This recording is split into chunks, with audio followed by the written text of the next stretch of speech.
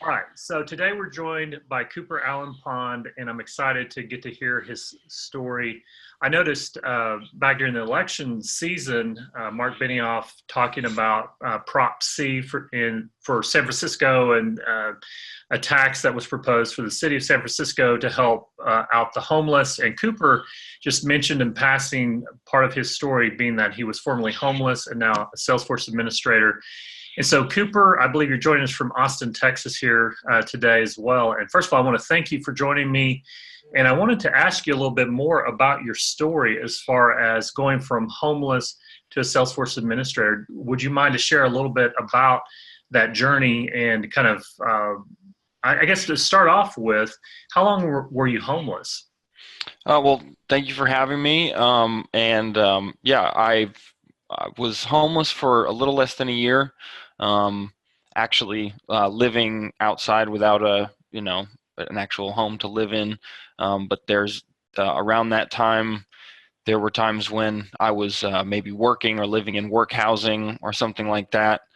And that is, I think, a sort of section of maybe homeless people that's not really counted is people that are transient, living with family, living with living in a sort of transient situation, and they're not thought of as on the street homeless people. But the fact is that they don't have a consistent place that they can count on to go home to. So while my story definitely included a time when I was out on the street, I think that that's important to note, is that there are, I myself was in a transient position for an even longer time than a year, and that there are a lot of people that even hold jobs and are working and just don't have a consistent place to live. I actually, so when I saw that that Prop C had come up and Mark Benioff was promoting that, that period of my life was definitely very difficult, and something that is, whereas in retrospect, I'm very proud of how things have gone. Not something that I really bring up very easily, but when I saw that Mr. Benioff was promoting that and sort of championing that cause, I definitely took heart in that, and sort of for the first time became, decided to be a little vocal about my experience. And so yeah, I mean, definitely seeing him bring that issue to the forefront and knowing that I had been sort of on both sides of that, I thought that was, I took a lot of heart in that. And so that's sort of why I made that post, and I'm glad I did. Yeah. Um, yeah. Yeah, I'm glad you did too, and I recognize the courage in even sharing that because there's no stigma with that, but I think that anytime you go out there and you state something from your past or how, hey, I was homeless for a time, there's maybe some thoughts like, okay, how's this going to impact me professionally or whatever. But I think it was inspiring to see Mark Benioff, who's a billionaire, a multi-billionaire, thinking of the homeless that are very prevalent in San Francisco. I was there recently for Dreamforce, and it was a very visible thing. And I do applaud him for trying to make an effort to help solve that very complex issue.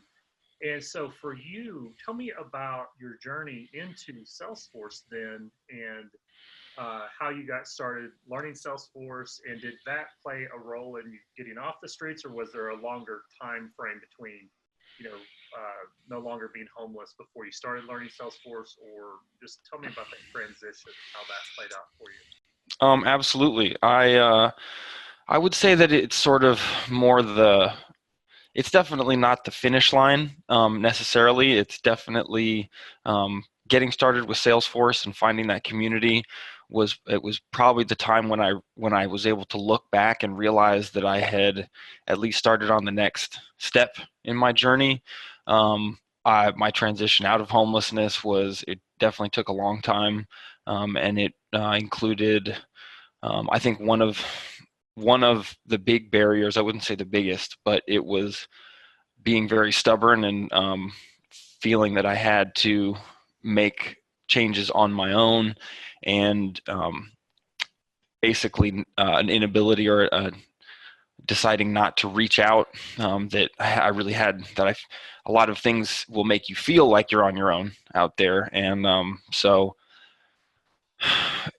by sort of getting over some of those, the stigmas that I had started to put on myself, and basically deciding to reach out to different groups. I mean, it did take getting started with sort of manual labor, those kinds of jobs, a lot of false starts, definitely getting started with some industries that were not going to take me anywhere, some maybe sort of predatory employers, kind of things like that. Real, a lot of false starts, like I said, but I did finally get into a job here in Austin once I was able to get a little bit of stability, and that was a job doing sort of outreach sales, doing basically cold calling, and we were working in Salesforce every day. And so that was my first exposure to Salesforce, and there were some opportunities there, actually through a close friend, that turned me on to these opportunities, learning about Salesforce. And again, until I had found this job, I was completely ignorant of Salesforce, what it was. I honestly hadn't even, I wouldn't have even imagined the use of some kind of CRM tool. I probably could have, realized that it was important, but it just hadn't come, crossed to my radar at all. But anyway, there was these positions that were becoming available, not just working within Salesforce on the sales aspect, but actually administering the tool basically on an outsourced admin kind of role. And I found and decided that it was a good idea to get certified with my basic admin stuff. And by reaching out to the community, the user community, that was, I would say, the biggest sort of eye opener to me, was that there was this community of people. There was so much opportunity, and there was this wide open arms community of people that were willing to share their experiences. That really was heartening, and made me realize that what I had, my biggest stumbling block was not reaching out. And it was very cool to find that there were these people that were very knowledgeable about Salesforce and had very fulfilling careers in Salesforce, but they weren't jealously guarding them at all, that they were wide open, made themselves available in their personal time, were actually giving back to the community. And the more I found out about Benioff and about Salesforce as an organization, sort of the golden hoodie kind of programs, that the people that were reaching out into the homeless communities or into the vet force work, I just found it so admirable. And that, I would say, that's why I say it was sort of that last, or when I found that I had really I felt that I'd gotten to a safe community, that a lot of the work that I had put in wasn't wasted, and that I had found something that I was able to put my full energy into and sort of choose as a career. I mean, and for a long time, I didn't know if I would ever have a career the way a lot of people think of it.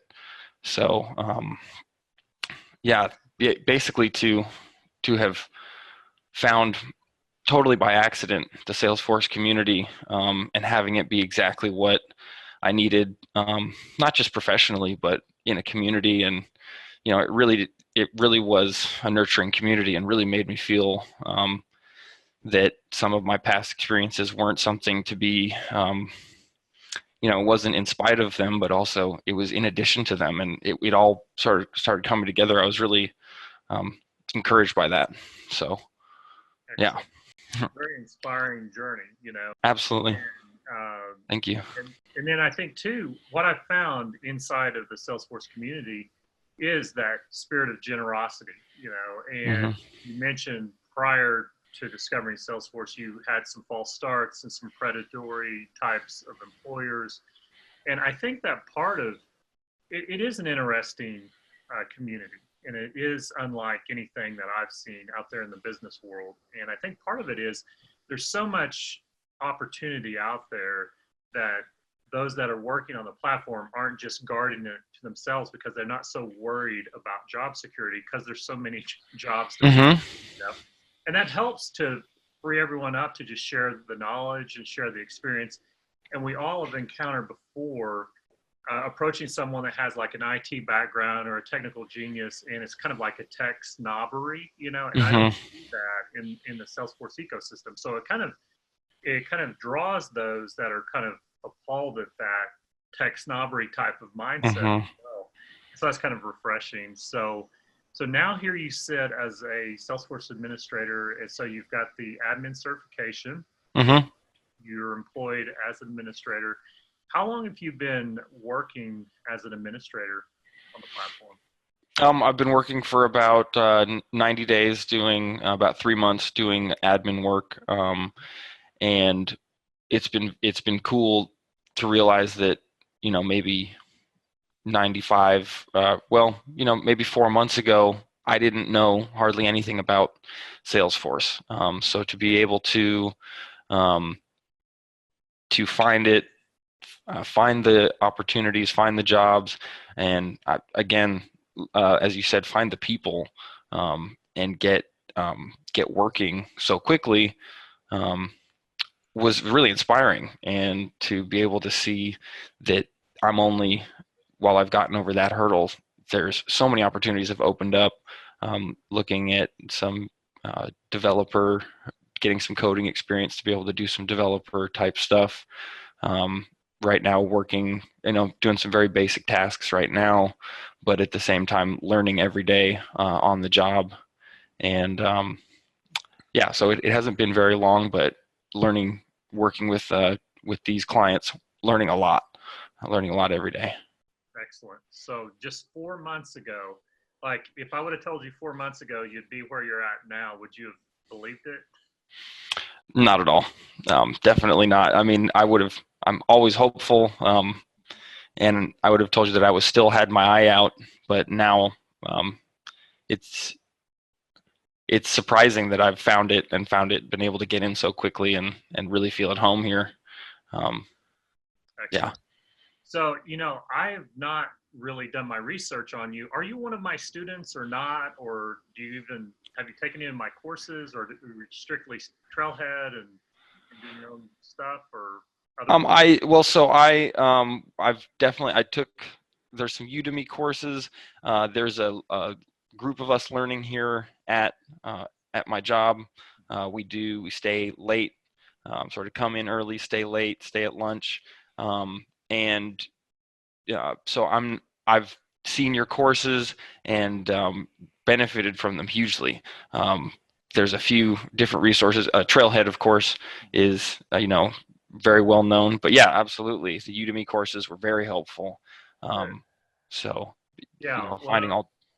more curious than anything. It's not about promoting what I'm doing, but just I get inspired, and I think this is what started me down the path of teaching others. Is because before I started teaching online, it's like anyone that would stop for 2 minutes, I would like check to see if they had a pulse, and then the follow up say like, "You need to learn Salesforce because Mhm. it had changed my own life so much, my own career outlook, and had such a huge impact on just the trajectory of my career and kind of future proofing my skills somewhat and just having more relevant skills. And so for you to go from, living on the streets and being in a transient sort of housing situation to getting in some employment to where you're a Salesforce end user and discovering this platform and learning what a CRM is, to then seeing an opportunity to work on the back end as an administrator, uh, that is an impressive story. And there's a lot of people out there, just being frank with you, Cooper, that would not have the courage to raise their hand and say, I'm going to go for it. I'm going to try this. And a lot of times there's a lot of limiting beliefs or a lot of doubt or a lot of imposter syndrome. And you just went for it. It's like, why not me? Why not now? And you dove in, and you've seen as well a lot of the support in the community.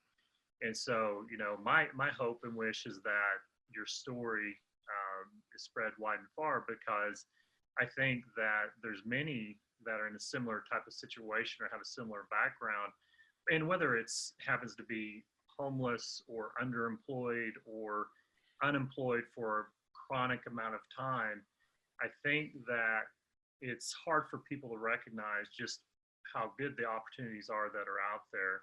And so, can you speak to some of the doubts that you had to overcome, and like, what were some of those doubts, and how did you decide, what, regardless of what that voice in my head is telling me, I'm going to go Hmm. for this and overcome this? Can you speak to that some? Yeah, absolutely. I mean, I think that one of the biggest, both internal and external barriers, was the view that sort of homelessness is a moral issue, that basically anyone that has ended up there sort of is is deserving of where they've gotten themselves, and that's where they should be. Sort of the stereotypical, you know, yelling at someone on the street, "Get a job." I mean, it is a lot harder than that. But I mean, it taking it stepwise and not those sort of comments and that situation does get internalized. And um, I'd say step number one, whether you're homeless or wherever you are, is realizing that your situation is not a better or worse situation. That if you're not happy with your situation, it is not because someone that is perceived to be more advanced than you is a better person. I mean, it always takes lots of hard work. A lot of the time, those people have put in a lot of hard work, and a negative situation is a disheartening situation. And that is, I think, a big reason why those communities, whatever it is, the Salesforce community is a very strong example, but any community that you can find of inspiring people is absolutely indispensable. Uh, Feeding into negativity it's not going to get you anywhere. So finding those positive communities, finding anyone that has been able to pull themselves up a little bit, um, just always surround yourself with only the best people. Um, Realize that no matter, even if you look around and don't like what you see, you still deserve the best life that you can manage. So attach yourself to those people that you're seeing also have that value themselves, and put in hard work as much as you can every day. Don't get disheartened with where you're at. But again, speaking to some of your other questions, moving now that I am certified and that I have been able to find this, I've been amazed at the number of people who, I had thought of them, people that I'd known from a long time ago, that I had thought of them having everything together, basically having their careers totally on track, reaching out to me once I has shown, basically on LinkedIn and some of the other platforms, saying that I had become certified, reaching out to me, saying, "Hey, I've heard about Salesforce. I'm learning what a powerful tool it is. Um, how do I learn more?" And again, this is anybody that's sort of not pleased with their situation, that's not satisfied. Um, they're seeing that this is a good opportunity, and reaching out to me in the same way that I reached out to people to try to learn more and just sort of learn together. And one of the things that helped me was here at work. Like I said, coming in early and staying late to study with a group of people, and um, learning something and teaching it to other people is definitely the best way to retain it and use it. So by stepping out of my comfort zone, even really early on when I wasn't 100% confident on what I knew, not holding on to it, trying to share with other people, and trying to even share my limited understanding helped them. But then I also realized how much it was cementing what I knew to have to explain it. And so I really, I think that my next step is to, or my best strategy rather, is to always make myself available for anyone. But I've been trying to tell the people in this group is that there is basically no stupid question. If you're not understanding it, really use people as an asset, use people as a resource, and really get a strong hold on it, because it helps me to teach as much as it helps someone to learn. So, absolutely, I can see how, some of your Udemy courses, it's really rewarding to learn basically by teaching, and it's been great. Awesome. Yeah, I've enjoyed teaching so much, and it has really revealed to me that which I understand and that which I don't. And I've learned more by teaching. And then also, if someone has a problem comprehending something, that's not their fault, that's my fault, And there's a lot of bad teachers out there, and it's laziness that causes a teacher to point the finger at the student and go, well, don't you get this? And it's so true that there is no dumb question, and we all start from zero.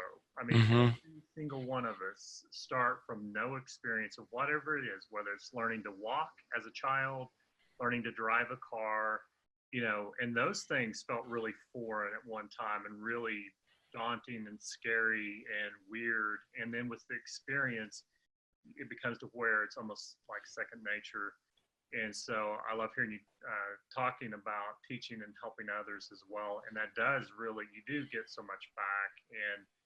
And just in my own journey of teaching others, it helps me to just learn the platform, but also to encounter amazing individuals out there in the community that are doing amazing things. And so, what is next for you, Cooper? Is it sounds like you're wanting to learn some development? Are there certain Mm-hmm. certifications on your radar? What are your dreams for the next few years for Cooper Allen Pond? Well, I would say that right now, getting hands-on experience is definitely, on the very short term, what I need. Um, getting getting my developer certification, getting working towards some of those certifications, is another goal and sort of my roadmap.